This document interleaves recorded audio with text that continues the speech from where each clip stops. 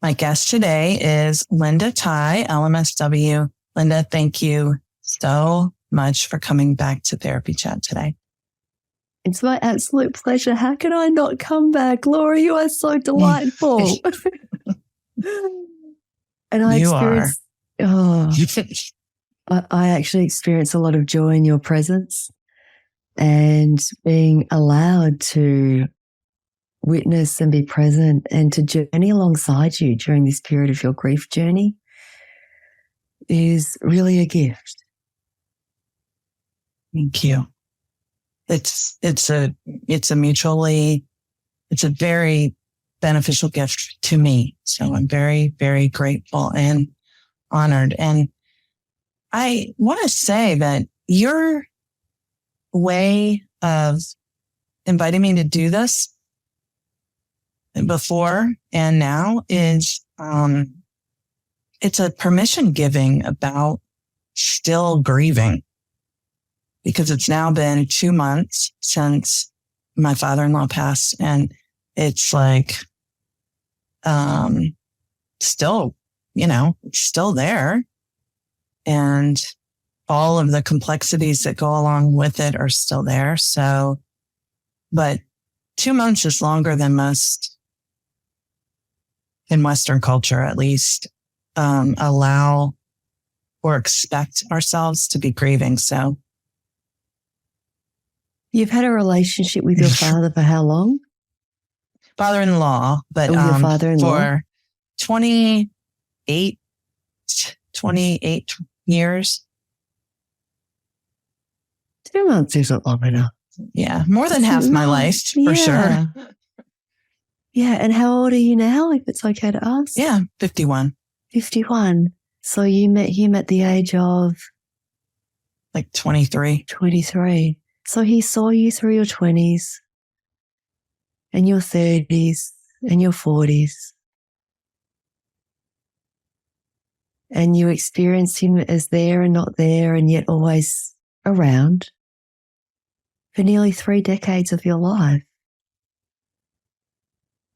That's significant. And it saddens me to hear that there are people who aren't able to appreciate the context of long-standing relationships, because even if people aren't close to us, even if we don't get that kind of witnessing that we're looking for or that we need, the fact that that person is around is the experience of accompaniment to some degree. True. And being part of your life, even if we weren't close, but we did have a good relationship. So thanks. Thank you for saying that. I know you're 100% right. So I don't know if that was a judgmental part of myself that was saying I shouldn't be still. But I do always kind of experience myself as a more emotional person and among the people that I'm surrounded by. So, but that's definitely a family story from my own family of origin. And as your friend, all parts of you matter and you matter. But your feelings matter. And you're real, right? You're real. And your feelings are real and your needs are real. And it's okay for you to take up space in this world as you are.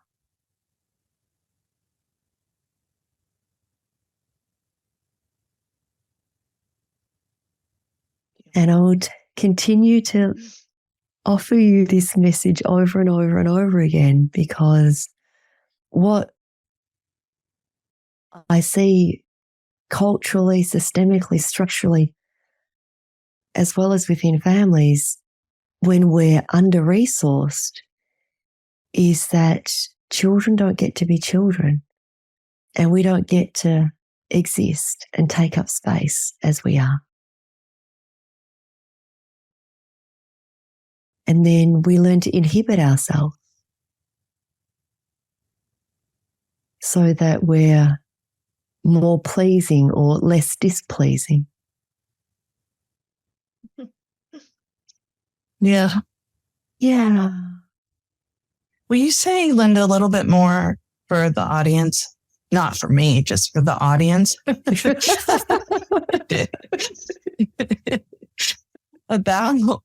about children not being able to be children. I'm sure we both have different ways of knowing what that means, but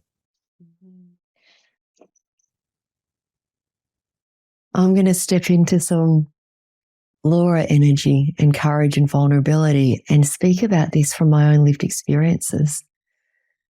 I got into trauma. I thought becoming a trauma therapist was like helping people to resolve their traumas. And then I realized that I needed to learn about human development and child development. And in the process of that, I became aware of all the ways in which trauma is more than what happened that shouldn't have happened, that there's the trauma of what didn't happen that should have happened, the trauma of neglect, the trauma of benign neglect, the trauma of parents who just couldn't be there for you in the ways in which you needed. And speaking for myself, my parents are refugees. I'm a former child refugee. And life in a new country was hard. And so they couldn't be with us. I knew they loved us because they were never there. And when they were at home, I had to be quiet at home. I had to be quiet while they were at home. And so I had to inhibit my joyous, exuberant excitement and childlike tendencies to want to do this and want to ask them about that and want to climb all over their bodies.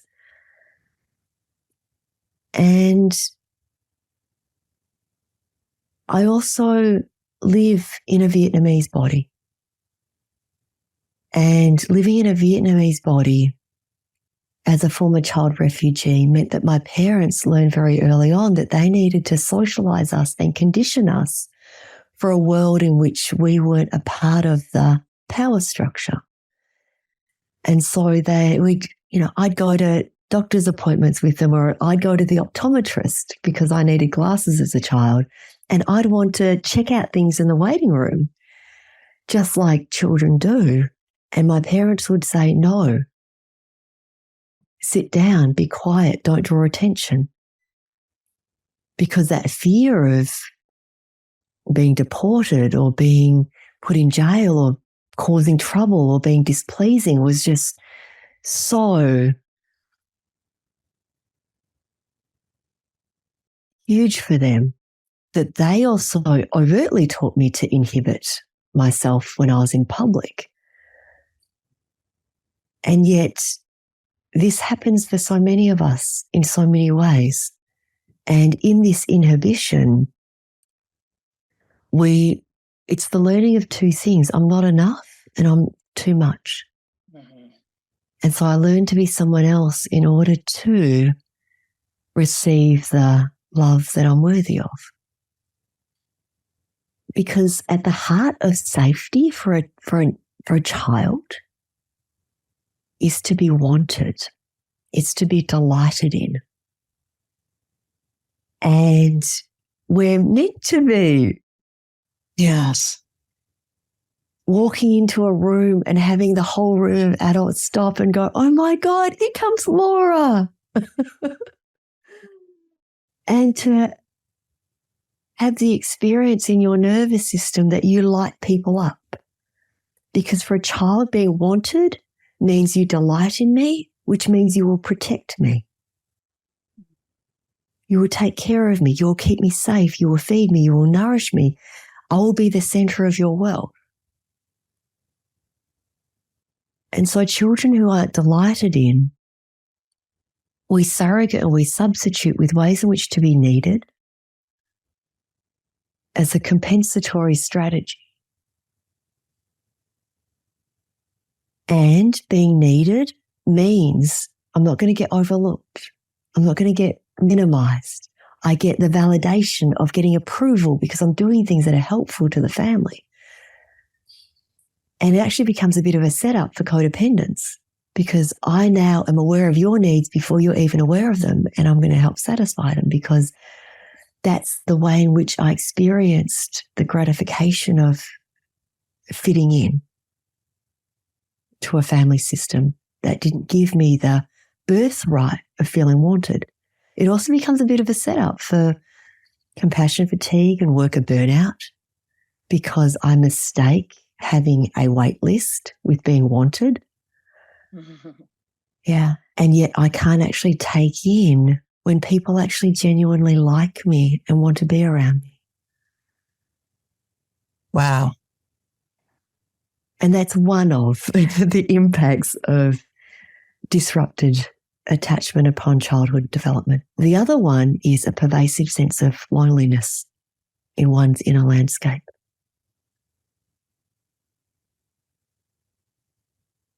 At the heart of all attachment disruption, in my humble opinion, is that pervasive, relentless loneliness.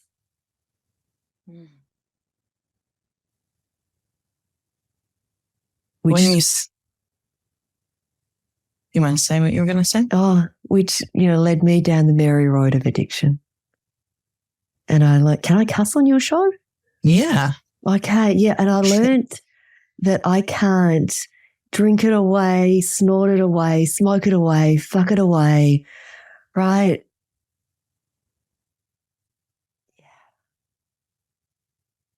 These viewers. Or grandiose it away.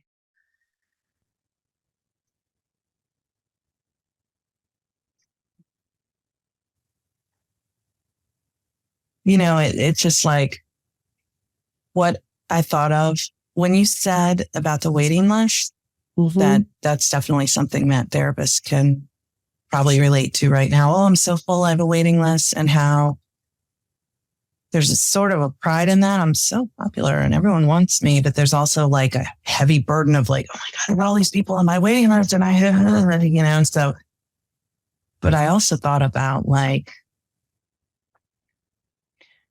I guess I'll say this is kind of like, well, it's like a billionaire or a multi-billionaire. Like, for example, I'm not good.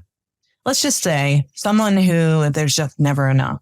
Even when they have so much money that they literally can never, ever spend it all. Even their 4 generations down cannot spend it all, even with like massive overspending of, just buying everything just because you have the money.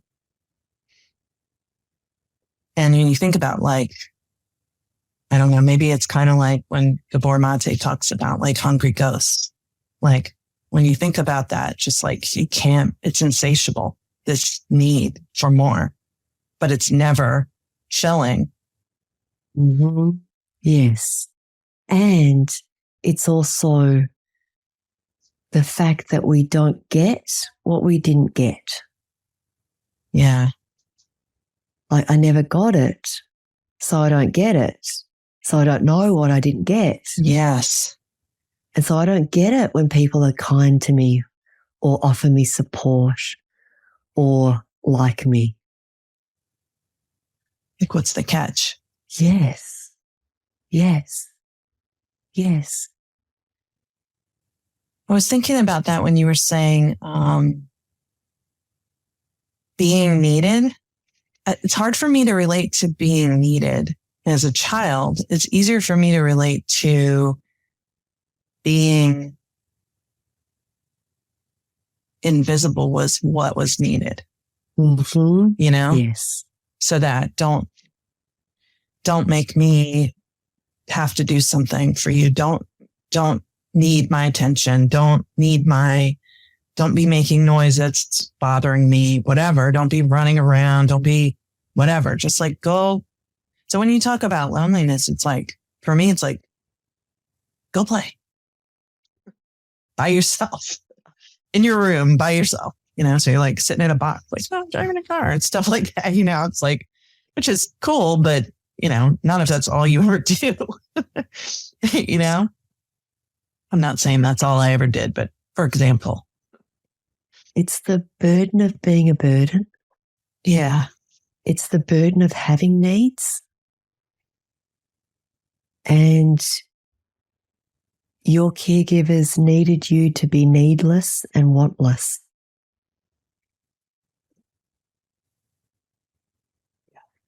Sorry, everyone. It was blowing. Honk away. Take up space with your nose blowing. Yeah, I just blew my nose. That's right. Thank you.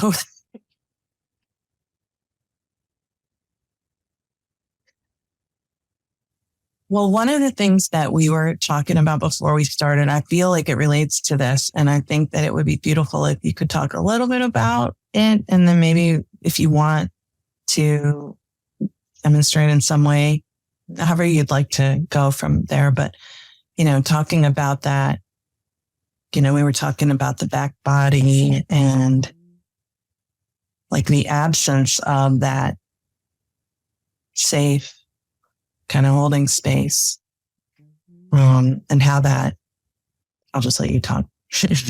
Yeah. Well, it's my brain was actually, let me see if I can connect some dots here. Part of the grief that is ambiguous and complex and unnameable for many of us is the grief over the childhood that we didn't have, and the child we couldn't express, and the adult I then became or didn't become.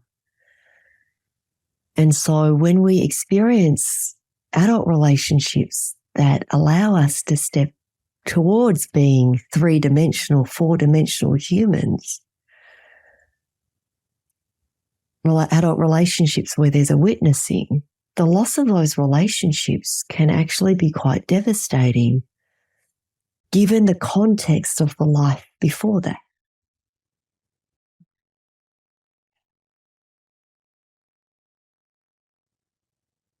And yet that also invites in the possibility to hold dear the child who couldn't take up space, and what that child then got as an adult through this relationship with your father-in-law, and how very fucking special that is.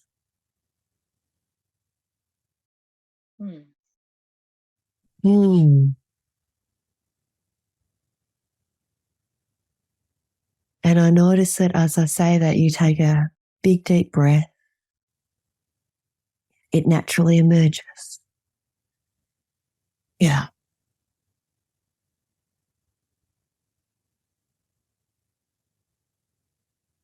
And so part of the developmental actions of attachment are to reach, to grab, to pull, and to have, and to yield, to be halved, right? To have in safety, to be halved in safety, which then allows us to experience reaching, grasping, pulling, having, and being halved when there's fear, or when there's sadness, or when there's shame, or when there's other emotions going on. Unfortunately for some of us, we only experienced those developmental actions of attachment when there was a survival drive behind it. Yeah. And so to experience it in safety actually feels treacherous and treacherously unsafe to reach for help, right? To actually take the help when it's offered, like that grab, to pull towards and to integrate that support. Like that can be a lifetime of unlearning in order to learn that that's okay. Yeah, and so we learn with patience and safety in connection and repetition. And yet there's this piece about the back body that that can be treacherous for some of us because a lot of trauma happens when we're lying down on our backs, the back body. And so that's where I just named that as an area of caution. And yet our first experience of back body is actually in the womb. Yeah. And floating and being held. And then we come out into the world and we're swaddled because that's what feels safer for us. Yeah. And that connection to back body and being held. And then from there, we're engaging the actions of reaching. And we're beginning to integrate those, the reach, grab, pull, have. But before it happens with the arms, it actually happens with the turning of the head. It happens with the lifting of the mouth and the chin.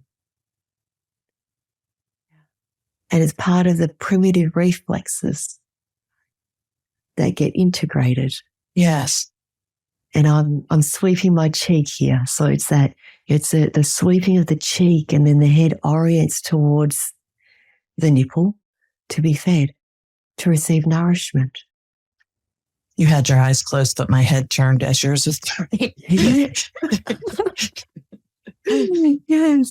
And in the Peso Boyden system of psychomotor therapy, we say that the cheeks are the gateway to nourishment. Yeah.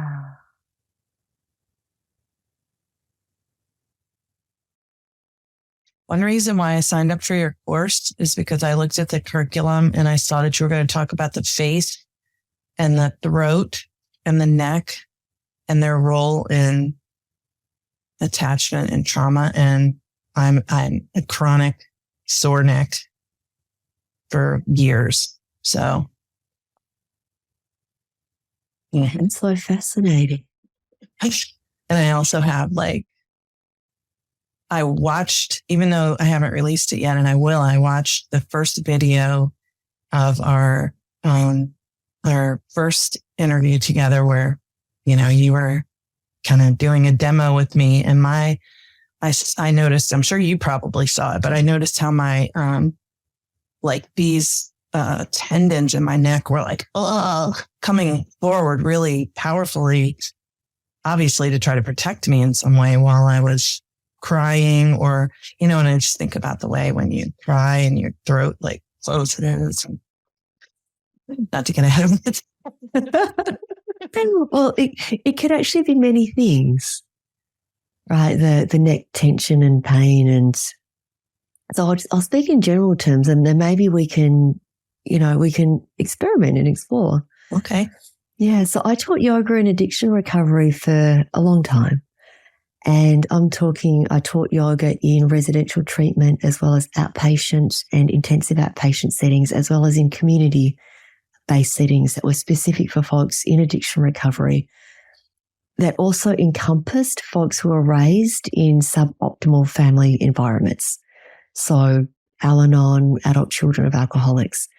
And the one yoga cue, one alignment cue that I would give to everyone is bring the back of your head back and your chin slightly down. Because we are always on the lookout. We've learned to be on the lookout for danger. Eyes forward, ears forward. And for some of us, it's also the burden on our shoulders. Yeah, that we are the ones that have to be on the lookout. Because who's going to take care of the siblings? Or who's going to notice when a parent starts to become agitated? The sign before the sign before the sign before the explosion. Can I add one? Mm-hmm. When the internal experience is, I'm on my own here, but you're a kid. So, if you're on your own and you're a kid, you're double, triple hypervigilant because kids are not supposed to be. No, responsible for their own safety. No, it's the missing experience of protection. Yeah. The other piece about the head coming forward is this can also be the truncated attachment cry, and it can also be the suckling response of please feed me, please soothe me, please let me take in something, please I'm empty inside.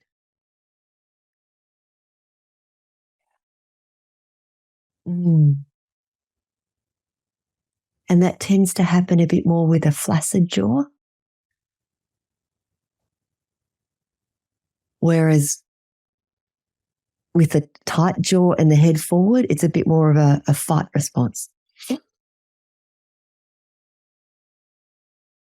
Whereas with the chin tilt, there tends to be the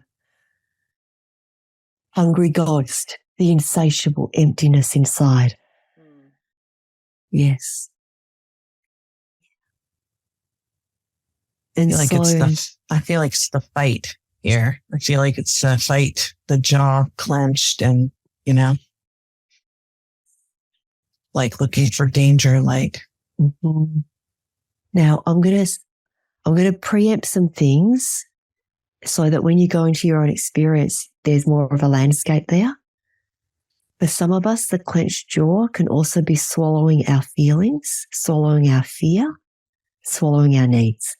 So it can be an external fight, it can be an internal fight, and it can also be a combination of both that then can lead us into a high freeze response where I'm stuck between your needs and my fears, or your needs and your fears and my needs and my fears. Yeah. Yeah, that feels very true for me. So I'm not really getting in a lot of fights with other people. It's mainly towards myself. Yeah. Yes. And so I just wanted to offer that nuance because sometimes people go, oh, they're looking for the story that's held in the body. Yeah. And part of it is to allow me to guide you and also to recognize that there can be some nuance and complexity in those stories. For sure. So in this moment, are you able to connect to the back body? What does it feel like to connect to the back body?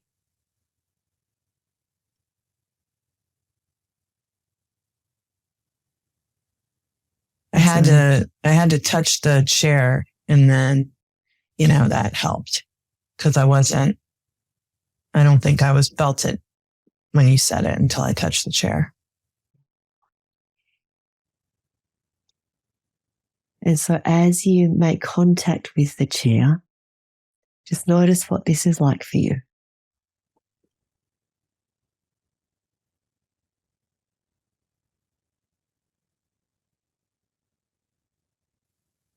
I can feel it supporting me. Mm-hmm. I do feel it more in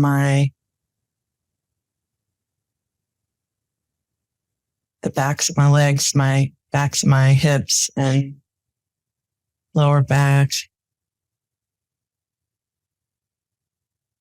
Kind of like a missing space in the middle of my back. Mm-hmm. Yes. Does your body and nervous system experience this as resourcing or as something else?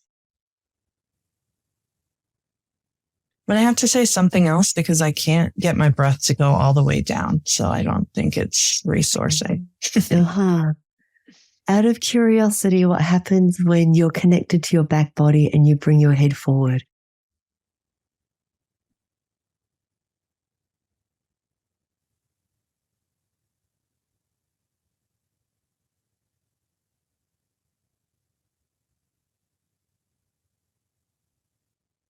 Well, best thing I could say is that my jaw tensed more and it's like just tensing.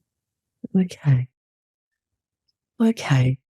So let's Yeah, let's do a little bit in between. So let's have some contact with the back body, but not fully in the yield to the chair.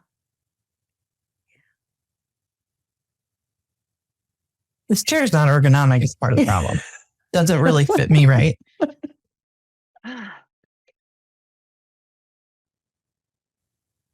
Yeah, that's when I'm like this, I can feel my breath all the way down.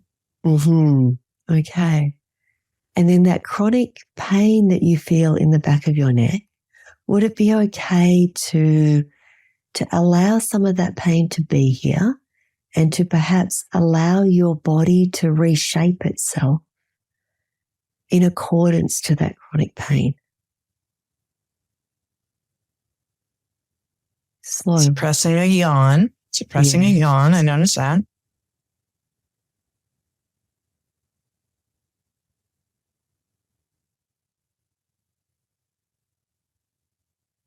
Definitely just feels like I really want to extend. I feel like I do this a lot and I want to like really extend my neck and can feel the back of my head like more far away from not being like truncated down in there. Would it be okay to experiment with truncating your neck down? Okay. Yeah, so we're actually going to start to inhabit some of this pain that's chronic in your neck. Oh boy. Yeah.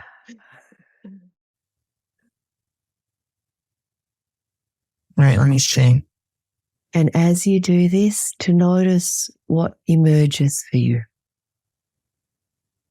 Okay. Yeah. It's going to go slow. But I'm already feeling, I'm not doing anything with my body. I'm already feeling it's like my head's like tipping back kind of by itself.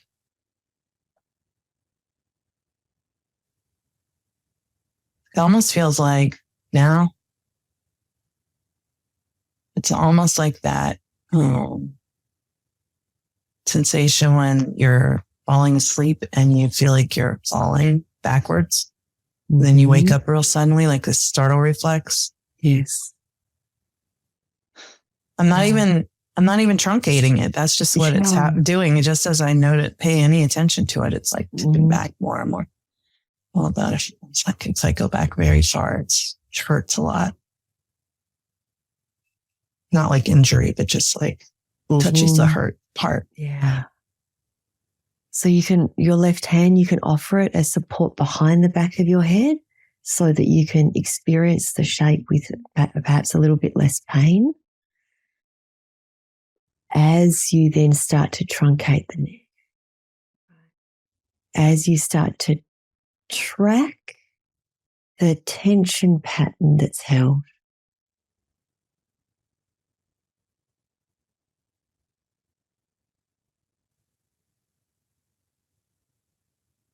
it's like I'm pushing, because my so-called supportive hand of like pushing hard against the back of my head while my head's going down into my. Yeah. Your head actually wants to push back into that hand. Yes. That must be what it's doing. But then I'm like, it's like my hand, like, no, I'm holding you up. Yes. Yeah. And then as the head pushes back into the hand, allow whatever emerges in that area at the base of the neck between the shoulder blades to have a conversation with you.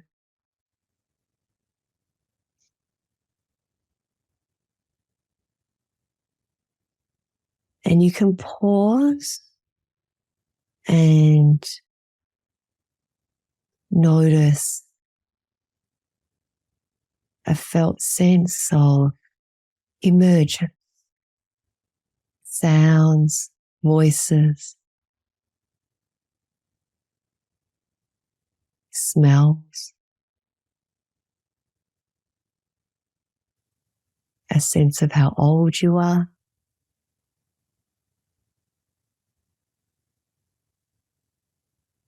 Yeah, I would say that what I noticed is like I'm keeping my eyes closed because it helps me stay connected to that. But like, definitely seems very early because there were really no words or images, more just like,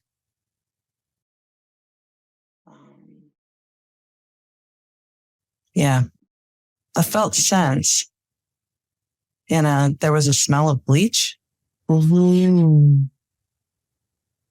which I have no association with it. So just noticing. Yes. I also noticed that your chin, not the bone part of your chin, but the fleshy part of your chin was pulling up. Like, Oh, like that, like you were saying about the suckling reflex. yeah. Would it be okay to conscientiously perhaps do the pulling of the chin up? With my finger or? Maybe with your face, see what, and to connect this chin being pulled up muscularly to the neck and shoulder blades.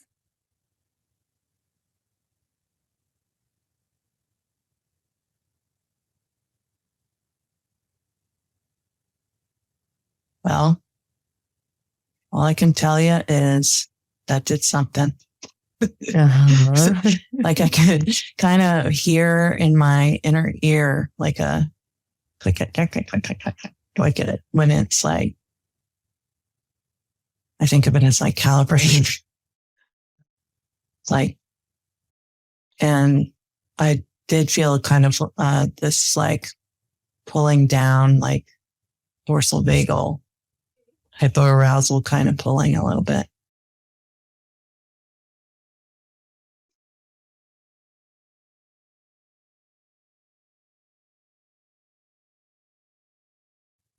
I'm trying to get the thing again.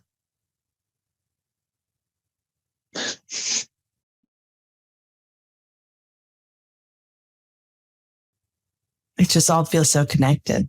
It's like I can feel the roof of my mouth and my tongue in a way that it's like I'm very aware of them. And like my jaw clicking, and I don't know. I think all I can say is it's just being much more attuned to those parts of my body, but there's no images or anything coming up. No pain either.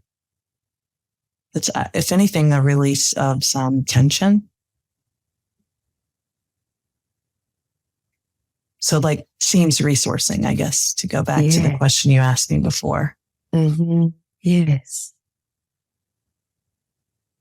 I feel like if I open my eyes and see how I look right now, I'll be very distracted. And as you stay with this, I wonder if there's anything happening in the rest of your body, any constriction or any unpotentiated energy starting to build, or a sense of inkling or gnawing or the presence or absence. Well, since you asked that, I notice, well,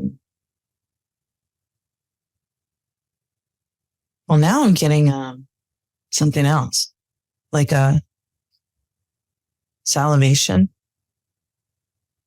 like a, what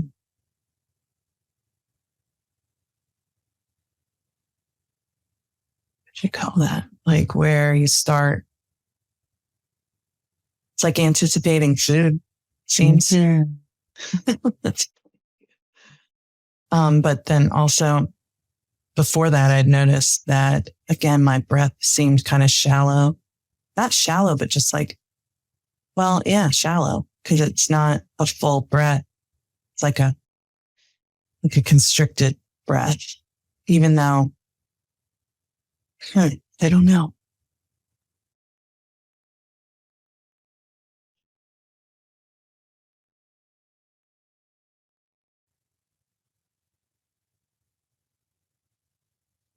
I'm When I going to rub my belly. I was about to say, your body's going to let you know the touch that it would like.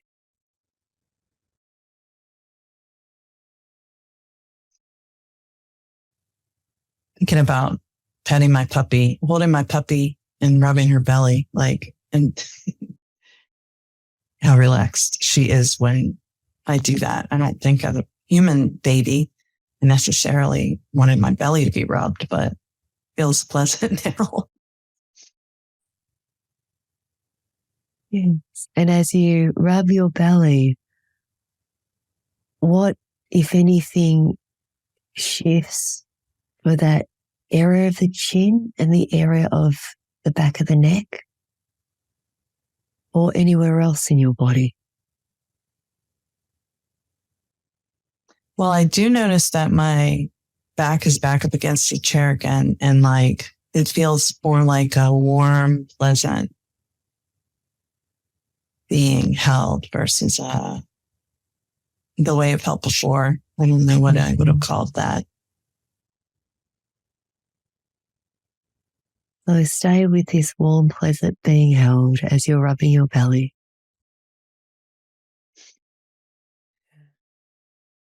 Funny, because if I were to say what I'm envisioning, it's like, no, I'm not envisioning myself as a baby being held by my mom. I'm like my puppy being held by me last night. It's kind of a weird way to imagine oneself, but she was feeling good last night, so it's not bad. It's not a bad association to have. No, not at all. So in this moment, to land in the yield, to have and be halved, to have and be halved.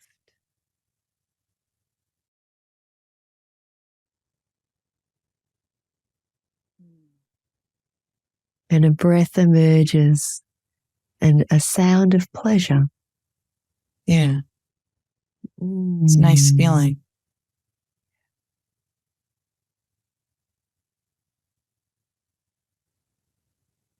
Is it okay to feel this feeling? Yeah. But some tears are coming up too. And it was, what came with it as the tears began to rise was to you, that I'm not having this experience by myself. You are with me with this, and I'm really grateful to you. You're welcome, Laura. You are deserving of belly rubs. That's the best gift. And this connection to the backside of your body.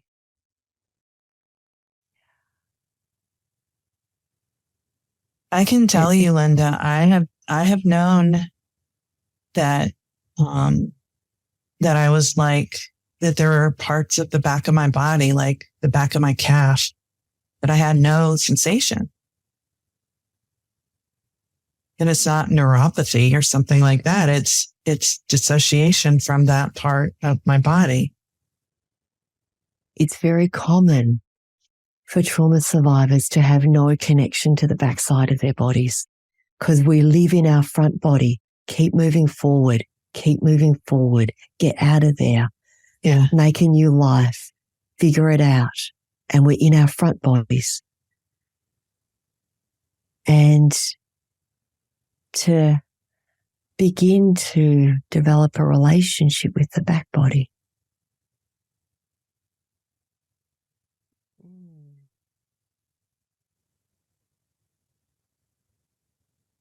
And if we rewind, it was you rubbing your belly that allowed you to connect to the back body.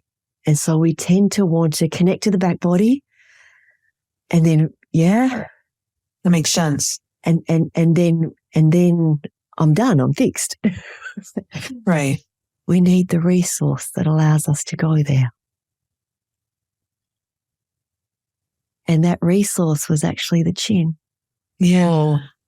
The chin that then allowed something to open in the ears, that it then allowed for a softening, that then allowed for a rubbing of the belly for you. Right. So if we come back to the back body, perhaps rubbing your belly or a hand there or rubbing. And now if we have a conversation with the muscles around your chin.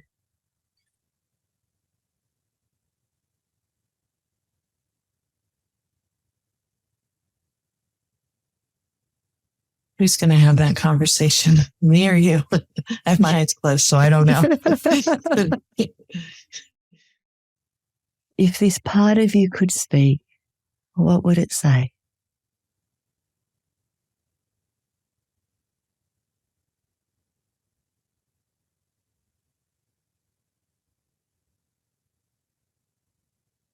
Well, there was a thing that came, but I'm not sure that she's always a challenge with somatic work. I'm like, Yeah. that can't be right. But it's the first thing that came. So it probably is what it is. But anyway, it was, I don't want to be too much.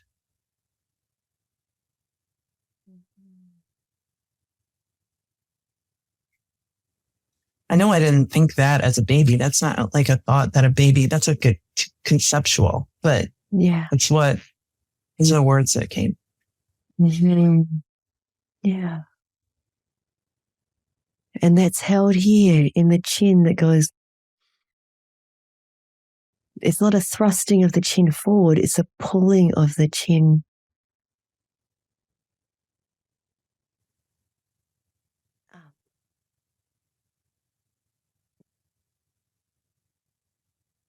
You know what it reminded me of when I looked at you while you were doing it? Mm-hmm. When a child goes, and I can remember my parents saying, you're pouting, you're sulking. You know, and it's like, I mean, why does a kid make that face? You're not doing it on purpose. You're just feeling what you feel. So that wasn't okay. Stop pouting. Yeah, that's definitely okay.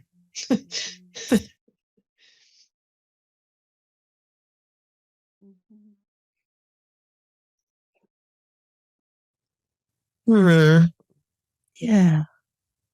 What would the hand that's rubbing on the belly, what would the hand on the belly say to your pouting chin? And say, oh, you're sad. You're feeling something. Something wrong?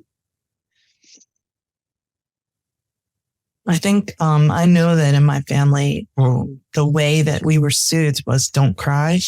It was, oh, don't cry, you know. So it was intended with warmth and kindness, but it was also a message of your tears are a problem.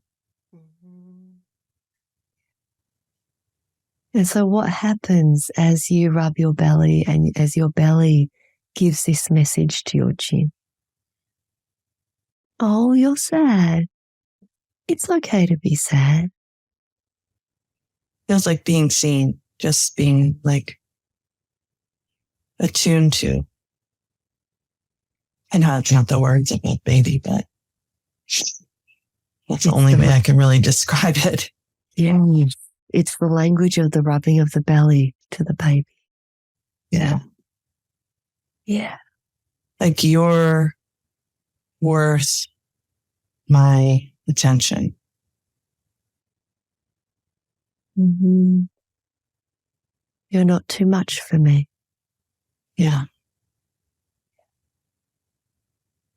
And if your back body could have a conversation with your chin.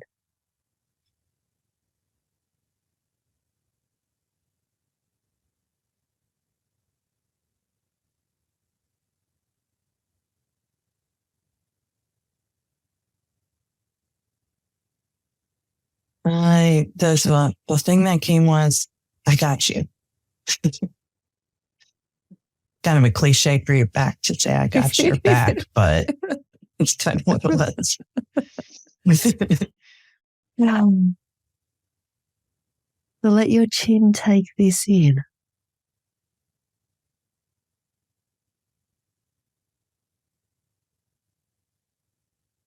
Just let your chin take this in, or the part that expresses through your chin. Yeah. It was like, oh, really? It was like, oh, I didn't know. Didn't know somebody had my back. Thought I was on my own, but it's my own back. So I got my back. And I can be in my back body. Yeah.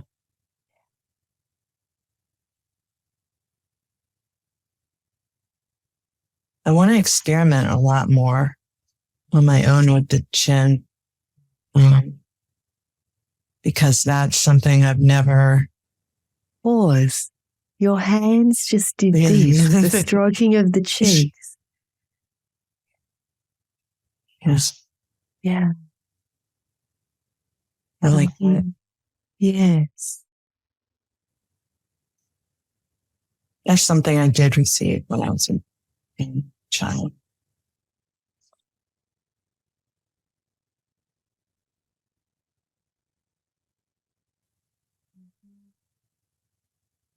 It's a very soothing. It's like if you're sick.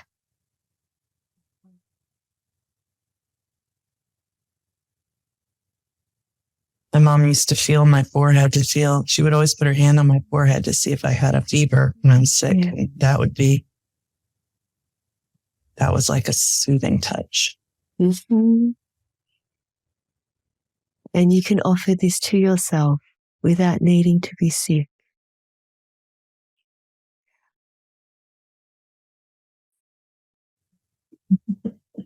As my self-reliant part said, well, I'm going to go work on my chin. But some other part just wanted to soothe me a little bit. Yeah. Yes. Yeah. And it was curious. It happened just as your chin was saying, whoa, you've got my back. I'm not alone. And then this reflexively happened, the stroking of the face. And it's like, yeah, hello. Yeah, I got me. So much happening in all times, Yes. within us and around us and between us. Yes. And so we go back to the canary in the coal mine. So how's your neck in this moment?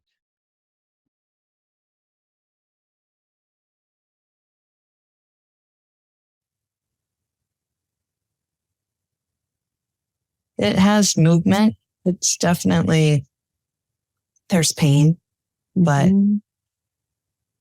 there's different places that I hold the pain in my neck. It's not in the middle and then squished down stuff like it often is when I, because I can move it more. There's a soreness like kind of when I do, but I think it just feels more. Yeah, it definitely feels, like a lot more. In this moment, it feels kind of like unfrozen. Yes. Yes. And your eyes also look a little like, not that your eyes are hugely frozen, but there's more expressiveness around your eyes. Yeah. I feel a lot of tenderness. And, I feel tender towards myself and you. And I think that's probably, I've been feeling warmth towards you the whole time, but touching into something different in myself opens something. Thank you for allowing the witnessing. I know how scary it can be, especially when we're contacting tender, young parts. Thank you for holding the space, walking with me, because I wouldn't be doing it if I didn't feel comfortable with you. And I didn't know you really at all the first time we talked. So that is something about your presence that's very,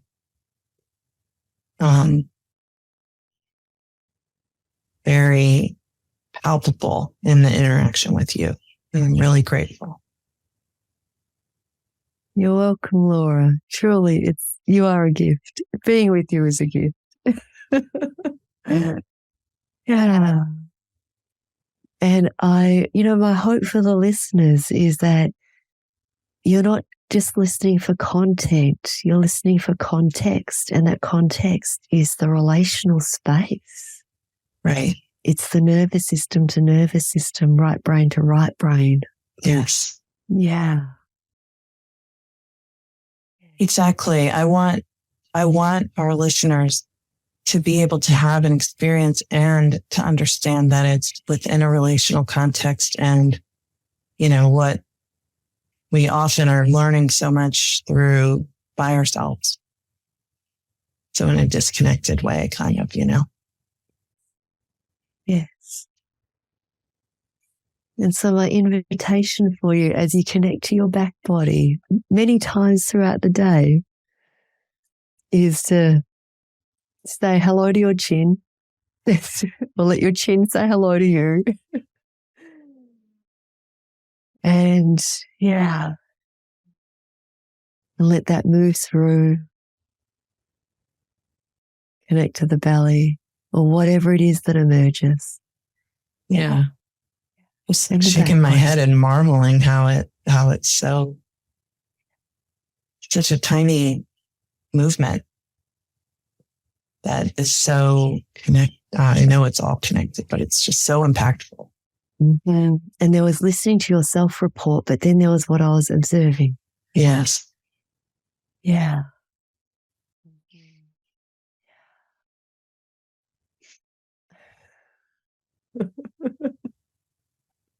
Linda, thank you for sharing your time with me again today and with our listeners. You are so, so welcome, Laura. It's fun. I know it is fun, but the best part of all is when you give a big laugh like that. I just love it. Yes, because we're both practicing taking up space in this world. Yeah. Yeah. And I think that that's something that listeners and followers and, people forget about us, is that we're on our own journey too. And it's so surprising when people turn up to anything that I do, because I'm a child of neglect. And I resonate so much with the child parts of you that needed to be small and not be sad in order to, and also to not have needs.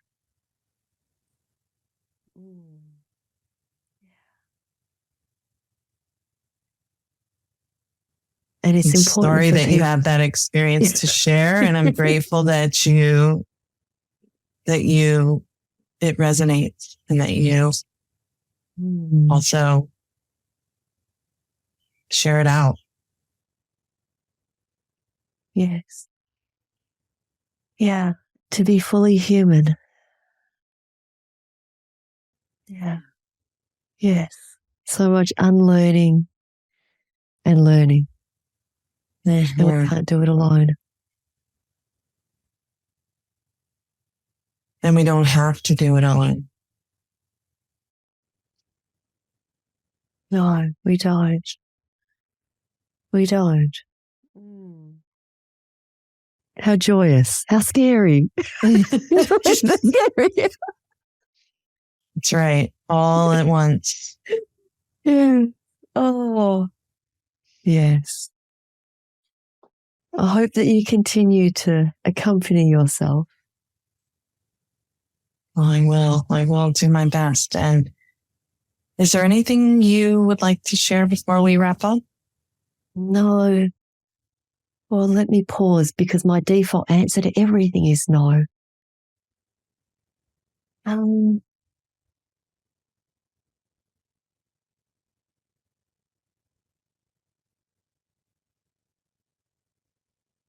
Do the things that help you to remember who you are. And stop doing the things that cause you to forget who you are. Mm.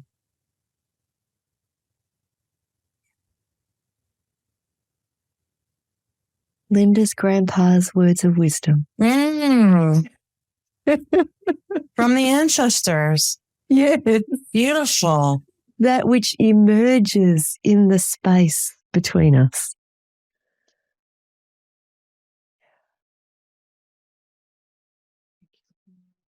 Thank you, Laura.